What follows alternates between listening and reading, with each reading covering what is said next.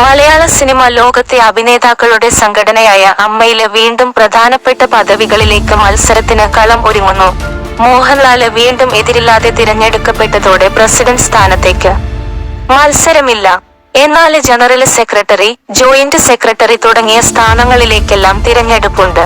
ഇത്തവണ പദവി ഒഴിയണമെന്ന നിലപാടിലായിരുന്നു മോഹൻലാല് ഒഴിയുകയാണെങ്കിൽ ഔദ്യോഗിക പക്ഷം പ്രസിഡന്റ് സ്ഥാനത്തേക്ക് കണ്ടുവച്ചത് സിദ്ദീഖിനെയായിരുന്നു. സിദ്ദീഖ് പ്രസിഡന്റ് സ്ഥാനത്തേക്ക് വരുമെന്ന സൂചന ഉണ്ടായതോടെ പ്രസിഡന്റ് സ്ഥാനത്തേക്ക് കുക്കു പരമേശ്വരനും അനൂപ് ചന്ദ്രനും ജയൻ ചേർത്തലയും പത്രിക നൽകി. എന്നാൽ അധ്യക്ഷ പദവിയിൽ തുടരാന് കടുത്ത സമ്മർദ്ദമുണ്ടായതോടെ മോഹൻലാൽ അതിന് വഴങ്ങുകയായിരുന്നു.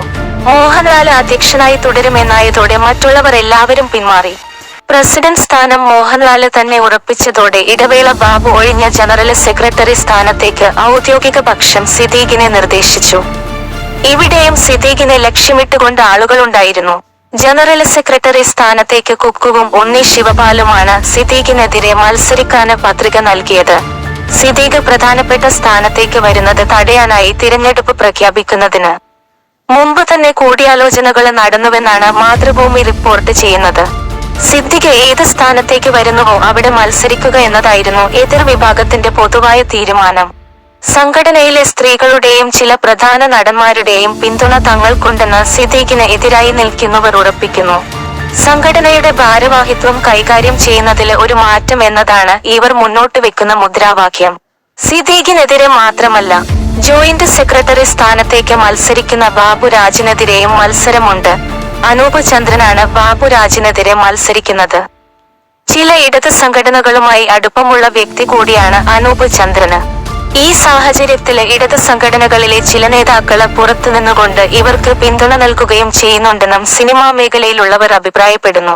WCC അംഗങ്ങളില് പത്മപ്രിയയും ദേവതയും മാത്രമാണ് ഇപ്പോൾ സംഘടനയില് തുടരുന്നത്. പാർവതിയും റിമ കല്ലിങ്കലും ഉൾപ്പെടെയുള്ളവർ സംഘടനയ്ക്ക് പുറത്താണ്. എങ്കിലും WCCയുടെ നിലപാടും തിരഞ്ഞെടുപ്പില് നിർണായകമാകും.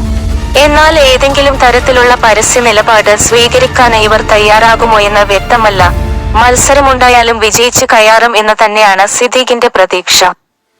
നിർമ്മാതാക്കളുടെ സംഘടനയുടെയും ഫെഫ്കയുടെയും പിന്തുണ അദ്ദേഹത്തിനുണ്ട്. കൂടാതെ മുൻനിര താരങ്ങളുമായെല്ലാം വളരെ അടുത്ത വ്യക്തി ബന്ധം കാത്തു സൂക്ഷിക്കുന്ന ആള് കൂടിയാണ് സിദ്ദീഖ്.